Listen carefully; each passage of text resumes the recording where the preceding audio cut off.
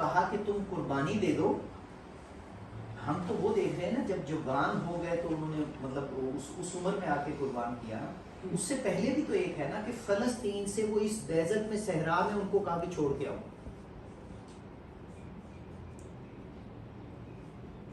جہاں کوئی مدد کرنے والا نہیں ہے. مکہ شہر نہیں آباد ہے،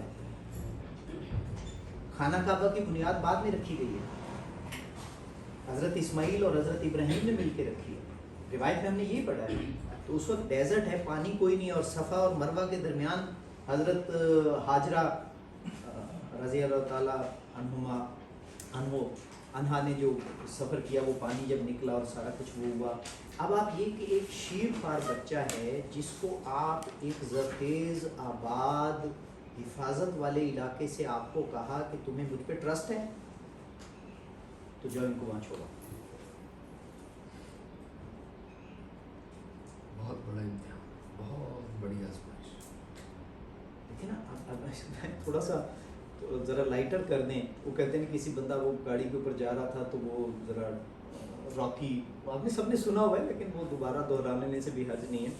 تو وہ گاڑی تیز تیز چلاتا، کوئی شاید موبائل سن رہا ہوگا یا سن رہا ہوگا، دھیان کہیں گیا، موڑ کاٹا اور وہ نہیں ہوا تو گاڑی سے باہر گرا. گاڑی ایک طرف گئی اور وہ لڑکتا ہوا کھائی میں گیا، اور گرتے گرتے ایک جھاڑی آ کے اس کو پکڑ کے لٹکا ہوا ہے. آوازیں شوازیں دی، جب کوئی نہیں آیا تو اس نے کہا اللہ کوئی مدد نہیں کر رہا، تو ہی بچا دے. تو غیب سے آواز آئی کہ ٹھیک ہے میرے بندے، تجھے مجھ پہ یقین ہے؟ ہاں جی تیرے اوپر ہی تو یقین ہے، تجھے ہی تو ساری زندگی وہ کیا ہے، تو ہی بچا. تو کہا ٹھیک ہے پھر میرے اوپر یقین ہے تو پھر اس جھاڑی کو چھوڑ دے. اب اس نے نیچے دیکھا، کھائی بہت لمبی تھی، اوپر کی طرف دیکھا کوئی نہیں ہے، تو کہا کوئی اور ہے. تو ہمارا بھی یقین اتنا صحیح ہے نا. تو وہ اللہ تعالیٰ نے دیکھیں حضرت ابراہیم علیہ السلام سے پہلی قربانی جو لی وہ یہ کہ جی یہاں پانی بھی ہے، سایہ بھی ہے، گھر بھی ہے، حفاظت بھی ہے، غذا بھی ہے، سب کچھ ہے، لیکن ان سے تو تمہاری حفاظت نہیں ہوتی، پالنے والا تو میں ہوں. وہ پہلے آپ وہ دیکھیں نا کہ وہ یہ بھی میرا رب نہیں ہے. اور رب کے معنی آپ کیا لیتے ہیں؟ رب کا کیا مفہوم لیتے ہیں؟ پالنے والا. اس کو صرف ایک اصطلاح کے معنی میں نہ لیجئے، پالنے والے کے مفاہیم کو کھولیے ذرا.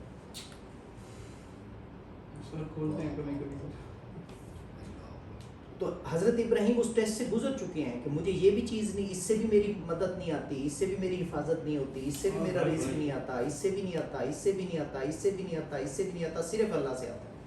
اب تمہیں یقین ہو گیا کہ صرف اللہ سے آتا ہے، میں ہی دیتا ہوں اور میں وسائل کا محتاج نہیں ہوں، تو جو اپنی بیوی اور بچوں کو صحرا میں چھوڑا. تو پہلا ٹیسٹ تو یہ ہو گیا کہ مجھ پہ یقین ہے. تو ہم بھی تو اس ٹیسٹ سے گزریں گے نا، اور گزر رہے ہیں. تو یہ پہلا ہے جو دینی ہے. اور دوسرا یہ کہ جب اس کو صحرا میں چھوڑائے اللہ نے بندوبست کر کے اس کو پال دیا، آپ کا اس کو قربان کر دو. تو ہم اپنی کس چیز کی قربانی دینا چاہتے ہیں؟ یہ تو سمبولک ہے، اعلان کے جیسے تیرے نبی نے کیا ہم بھی کریں گے. یہ کرنا نہیں ہے، یہ ابھی صرف میں نے اعلان کیا ہے کہ میں بھی قربان کروں گا. تو وہ قربان کب کریں گے؟ قربانی بیسیکلی انٹری ہے کہ میں تیرے نبی کی سنت پہ عمل کر کے میں بھی یہ اعلان کر رہا ہوں کہ میں بھی اپنی خواہش کو، غرض کو، محبوب چیز کو قربان کروں گا تیری رضا کی خاطر. تو دیکھیں میں نے عرض کیا کہ ایک ہے اس کی ظاہری شکل، ایک ہے اس کی اسپرٹ. تو ظاہری شکل آپ نے امپلیمنٹ کر لی. میں کوئی فتویٰ نہیں دیتا کہ اس کے اوپر آپ کو ثواب ملے گا نہیں ملے گا، اللہ کا معاملہ ہے، دینا چاہے. لیکن ہم قرآن سے تو بہرحال وہ لیں گے نا. قرآن سے ہمیں یہ پتہ چلتا ہے کہ ظاہری شکل پوری ہو جائے اور اسپرٹ پوری نہ ہو تو اجر نہیں ملے گا، بلکہ اس کے اوپر پکڑ. یہ بھی وعید سناتا ہے قرآن. تو سر قربانی کی اسپرٹ بھی قائم رکھنی ہے کہ مجھے اپنی غرض کی، خواہش کی، اور جو چیز مجھے محبوب ہے مجھے وہ قربان کرنی ہے اللہ کی رضا کے لیے. وہ ہر بندے کے لیے یکساں بھی ہو سکتی ہے، مختلف بھی ہو سکتی ہے. دیکھیں مثال کے طور پہ مجھے ہر بندے کو اپنی انا عزیز ہے. ایک واحد چیز جو ہمیں سب سے زیادہ مشکل میں ڈالتی ہے، جو سب کے لیے یکساں ہے، وہ انا ہے. وہ قربانی مانگتی ہے، وہ سیکریفائز مانگتی ہے. ٹھیک ہے، تو حج کے 10 دنوں میں بہت سارے لیسن ہیں، اسباق ہیں، اور ہم اصل میں یہ دعویٰ کر رہے ہیں کہ ہم تیرے نبی نے جو اس سنت پہ ہم عمل کر کے ہم بھی یہ اعلان کر رہے ہیں کہ ہم بھی اس راستے پہ چلتے ہوئے ہم بھی اپنی محبوب چیز کو قربان کریں گے.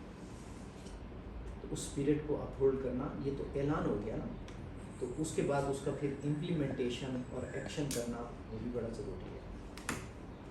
جیسے نماز ہم نے سیکھا کہ نماز پڑھ کے آئے، اور وہ اس لیے تیاری تھی کہ میرے اندر یہ سکل اور ایبلٹی پیدا ہو جائے کہ میرے اندر نمود و نمائش اور ریا ختم ہو جائے اور میرے اندر خود غرضی ختم ہو جائے. تو قرآن مجید یہ کہتا ہے کہ اگر تمہارے اندر ریا، نمود و نمائش، لوگوں کو متاثر کرنا، لوگوں سے آگے بڑھ کے اپنے آپ کو دکھانا، لوگوں سے اونچا منفرد بن کے دکھانا، یہ خواہش اگر تمہارے اندر ختم نہیں ہوئی تو تمہاری نماز تمہارے لیے تباہی ہے. اور تمہارے اندر اگر خود غرضی ختم نہیں ہوئی تو تمہاری نماز تمہارے لیے تباہی ہے. وہ نماز تمہیں تیار کرنا تھا نا اس نے، تو وہ تمہیں تیار نہیں کر رہی.